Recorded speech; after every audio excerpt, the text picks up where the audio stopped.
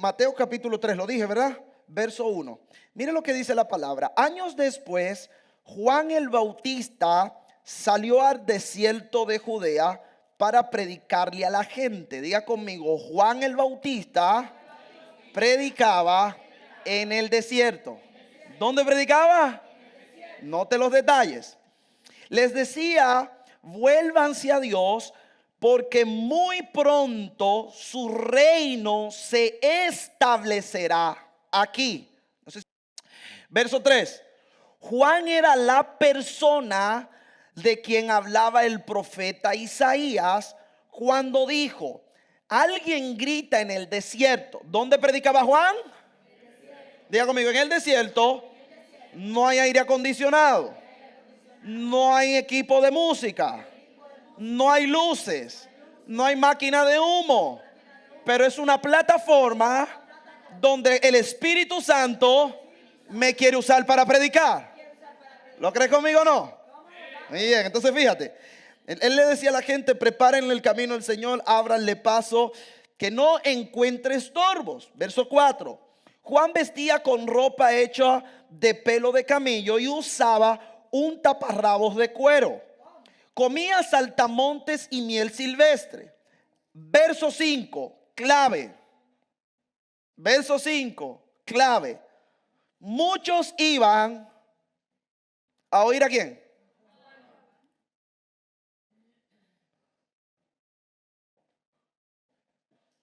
Tengo un clic ahí de secuencia. Muchos iban a oír ¿a quién?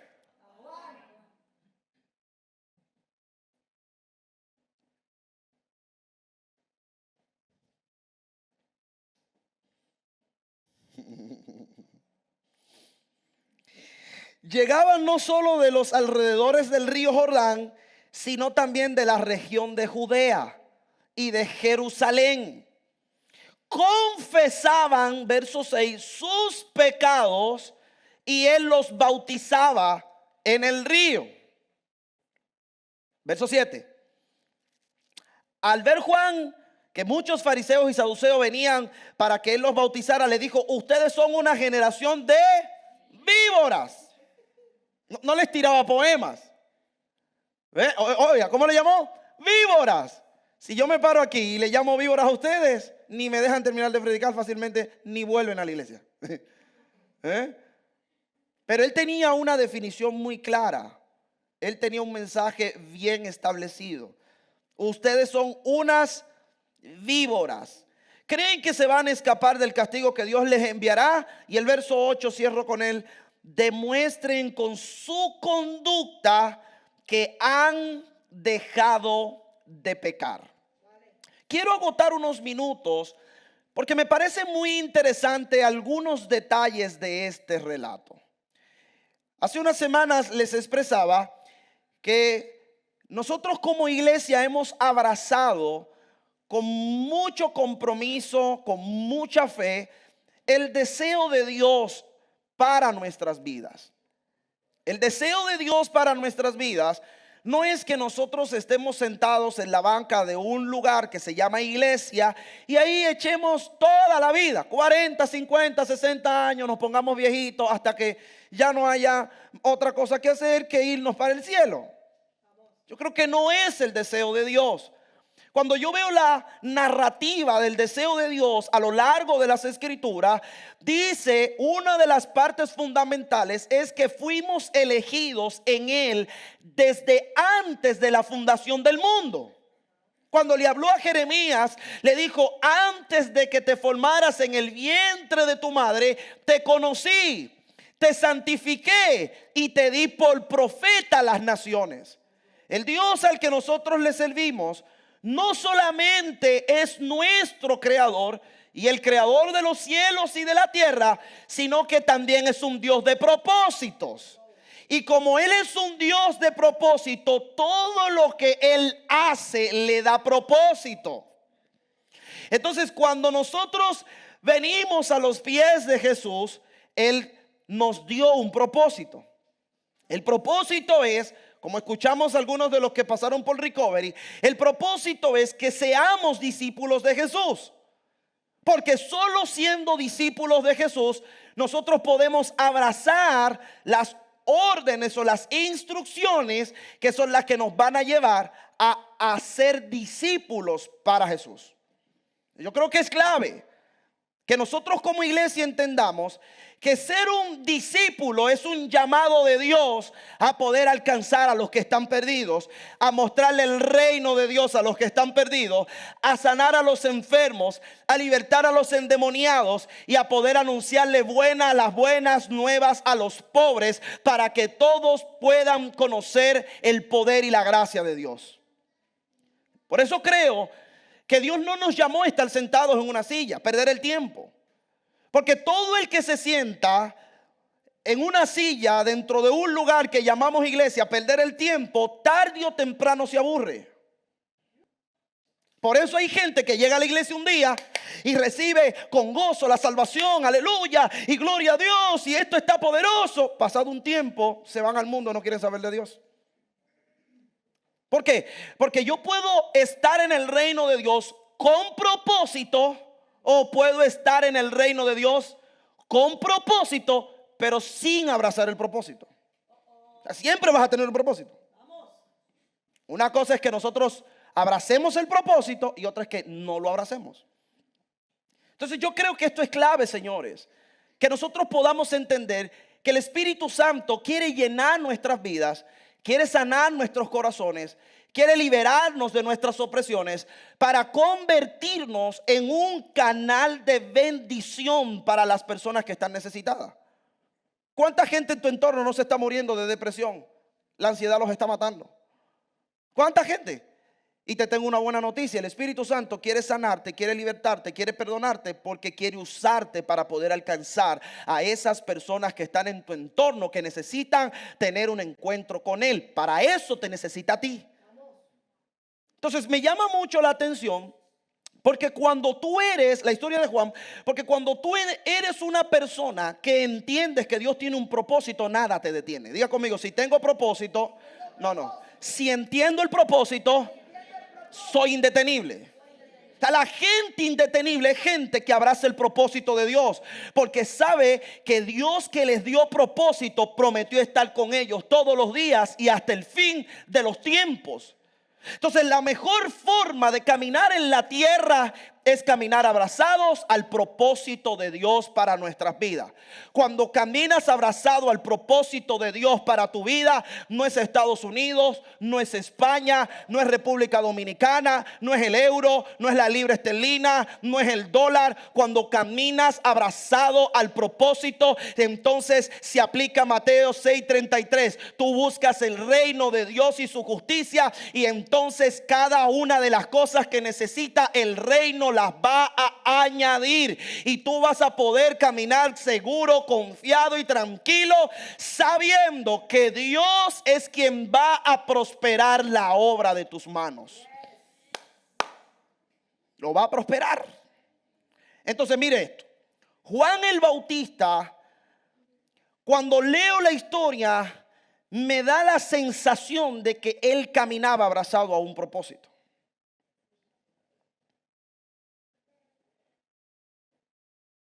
Cuando veo la historia, no puedo evitar tener que destacar que me llama la atención que él predicaba, ¿dónde? En el desierto. Ok. Y la gente de alrededor y de su pueblo y de los pueblos cercanos llegaban a escucharlo.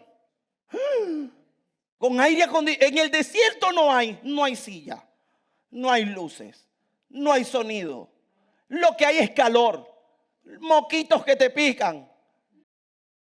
Y para el colmo, el tipo lo que les llama es víboras.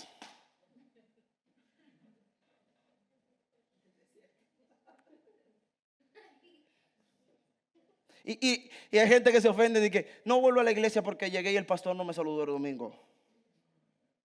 Pero este tipo le llamaba víboras.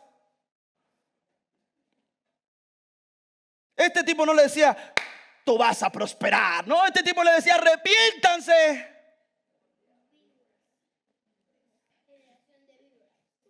No sé si los puedo meter en el contexto.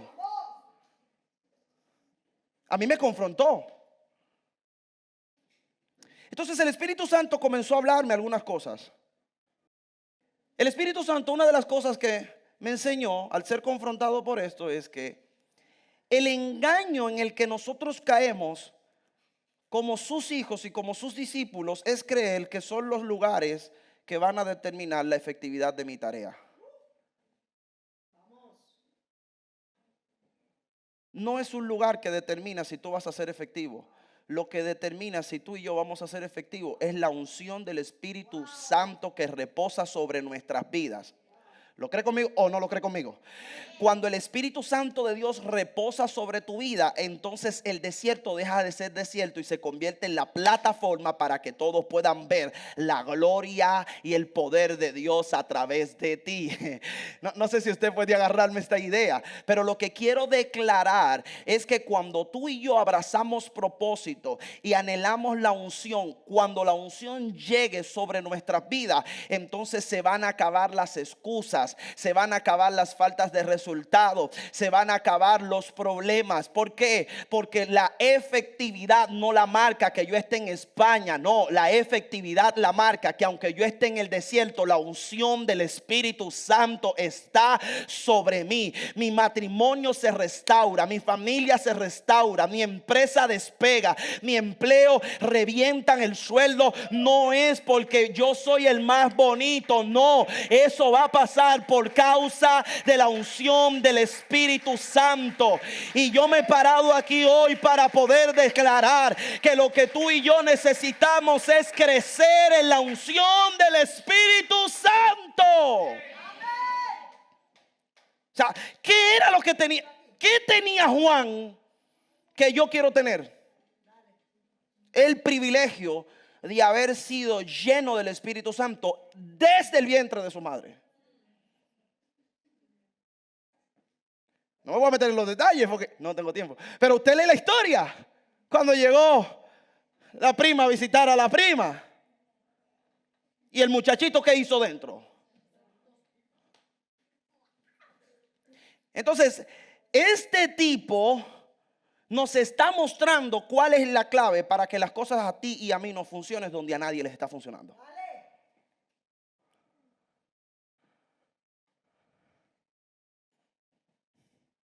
Entonces diga conmigo, mi tarea es efectiva si tengo al Espíritu Santo.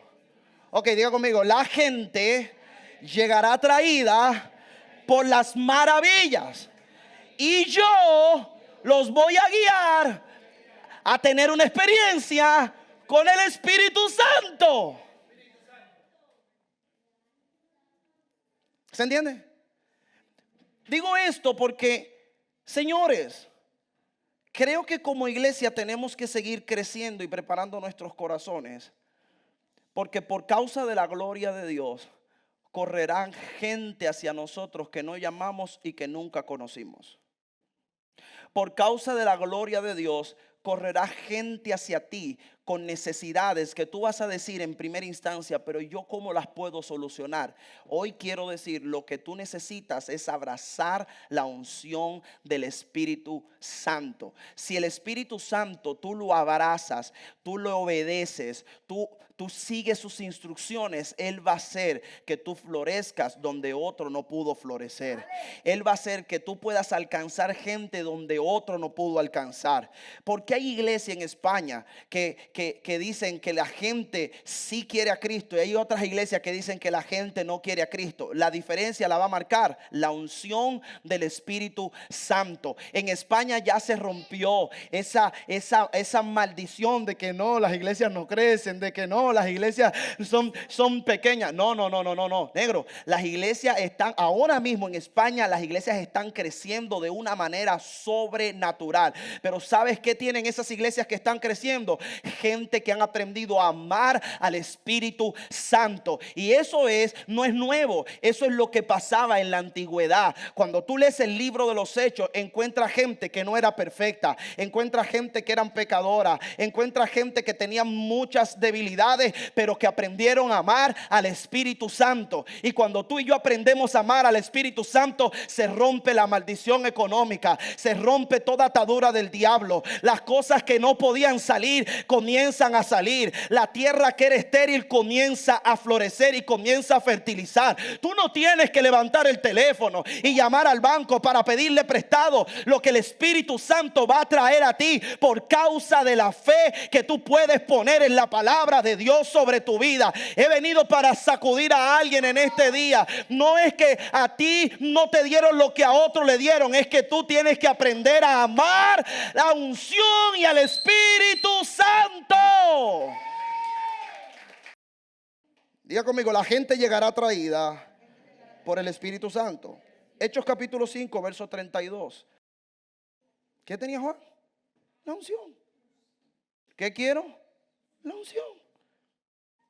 Mira esto. Nosotros somos testigos de estas cosas. ¿De qué somos testigos? ¿De qué? ¿Qué son esas cosas?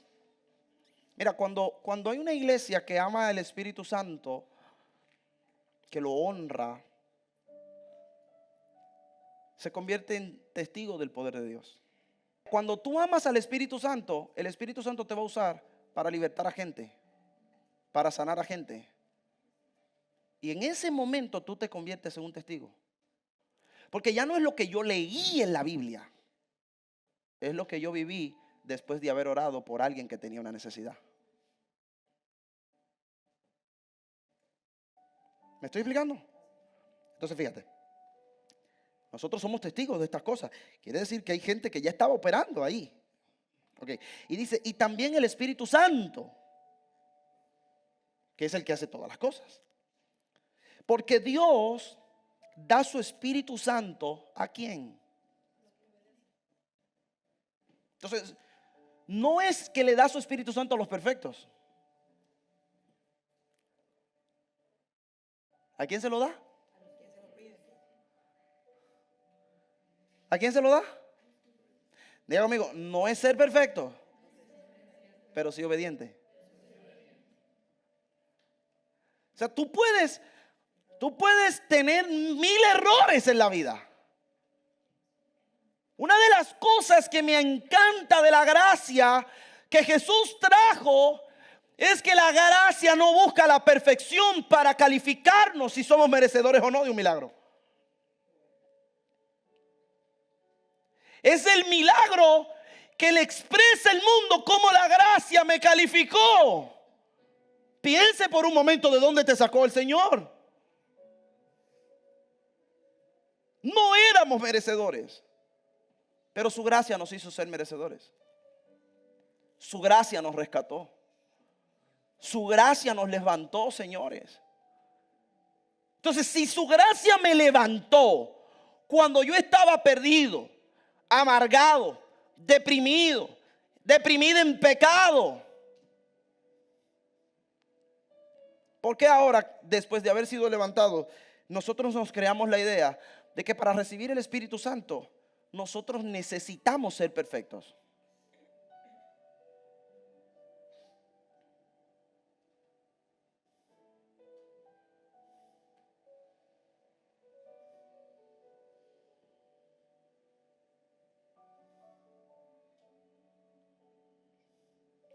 Pastor, pero que usted no sabe cómo metí la pata. Bien. ¿Se te va a aplaudir? No. Pero la Biblia sigue diciendo, donde abundó el pecado, sobreabundó la gracia. Y la gracia de Dios no se puede medir. No le puedes poner un fin. ¿Sabes cuál es la única manera de que la gracia para ti tenga un fin? El día que dejes de creer en lo que Él hizo por ti en la cruz del Calvario.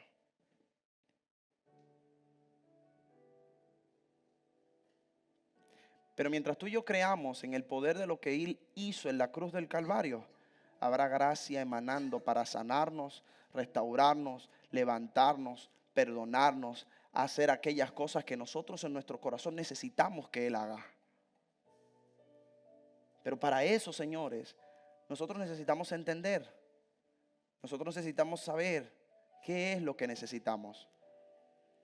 Yo, como su pastor, necesito lo que tenía Juan, el Espíritu Santo. Y usted tiene que entender que necesita, no necesita un nuevo empleo, necesita.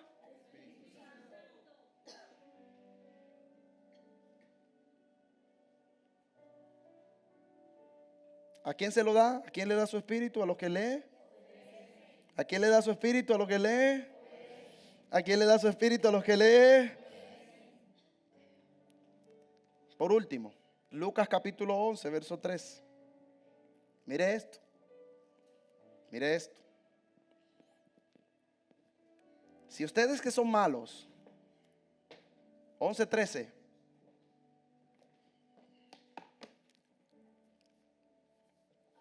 Diga conmigo, no son los lugares, es la unción que está sobre mí. ¿Sí lo cree conmigo? Mira esto. Si ustedes que son malos saben dar cosas buenas a sus hijos, padres malos que dan cosas buenas, hombres malos que dan cosas buenas. O sea, un padre malo puede darle cosas buenas a sus hijos. Es lo que quiere decir. ¿Sí? Que sea malo no quiere decir que lo que me da es malo. Pero mira esto. Con mayor razón dice Dios, su Padre. ¿Quién es Dios? Levánteme sus dos manos y diga conmigo, Dios no es Dios. Dígalo fuerte. Dios no es Dios. Dios es mi papá. ¿Quién es Dios? Y no es lo mismo tratarlo de Dios que tratarlo de papá. Porque cuando tú lo tratas de Dios, el día que fallas, lo único que sabes ver es un látigo en sus manos.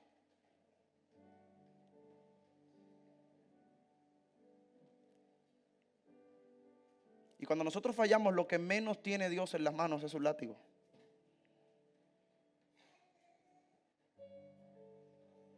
Siento la unción muy fuerte. ¿Sabes cuántas veces nosotros nos hemos perdido de las maravillas que Dios quiere hacer en nuestras vidas? Porque para nosotros, después de todo lo que Él ha hecho, sigue siendo Dios.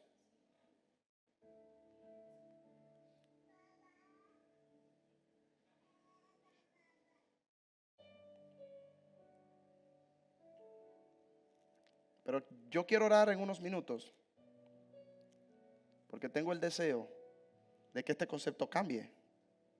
Si este concepto cambia, vamos a entender lo siguiente. Dios no es Dios. ¿Dios es quién? O sea, cuando yo lo veo como papá, mira lo que pasa. Con mayor razón Dios, su Padre, que está en el cielo, dará el Espíritu Santo a quien se lo. Entonces, aquí quiero arreglar algo y aterrizar. Leímos en Hechos que Él le da el Espíritu Santo a quien lee. Y aquí dice que le dará el Espíritu Santo a quien lee. A quien le creo. ¿Me lo da porque le obedezco o me lo da porque se lo pido? Mira, yo creo que una persona sin el Espíritu Santo no le puede obedecer.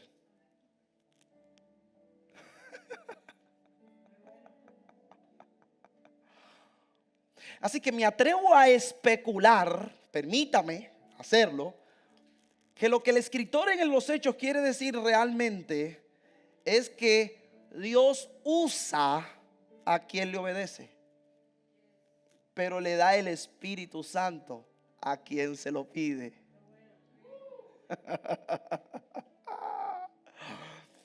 Cuando tú vienes al altar y le pides el Espíritu Santo, te lo da. Pero solo te va a hacer ser fructífero en matrimonio, en empresa, en el desierto, cuando tú le obedeces y se hace en tu vida lo que Él estableció. Es cuando obedezco al Espíritu Santo que me convierto en un instrumento de su gloria.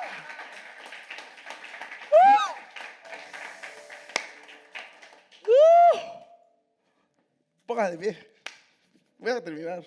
Ya terminé.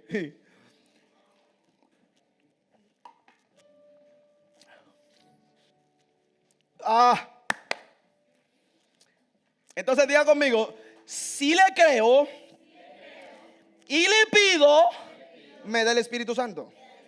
Ahora diga conmigo, solo me va a usar si soy obediente.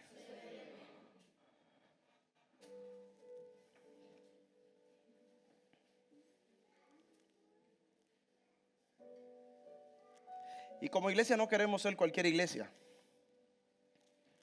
Queremos ser una iglesia obediente. Por eso son noches con el Espíritu Santo, para ministrar el Espíritu Santo al que lo quiera, al que lo pida. Pero los discipulados, la academia, es para gente obediente que quiere ser usada por el Espíritu Santo. Diga conmigo, discípulo on. Somos discípulos. Deberíamos ser discípulos de Jesús. Y todo lo que estaba off tiene que ponerse en on. ¿Lo entendimos?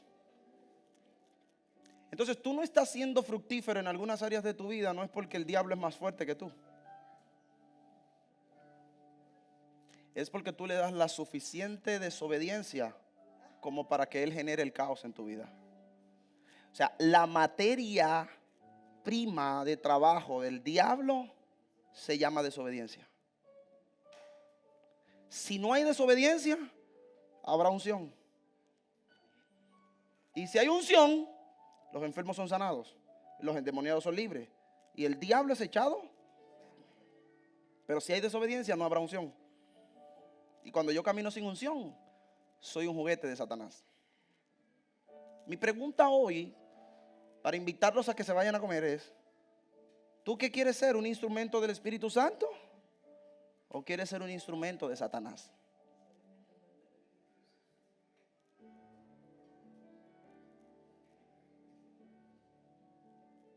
Pastor, pero fallé. Dios es tu Padre. Vení al altar y pedile perdón. Arrodillate. Señor, perdóname, pequé, te ofendí, he pecado contra el cielo, contra ti. ¿Qué padre manda a su hijo al infierno después de haber cometido un error? ¿Qué padre lo hace? ¿No se ve? O sea, el amor de un padre, y eso es terrenal. Imagínate el que te creó. ¿Cómo no te va a perdonar por profunda que haya sido tu falta? ¿Qué es lo que él necesita? Un corazón arrepentido. Ya está. Perdóname.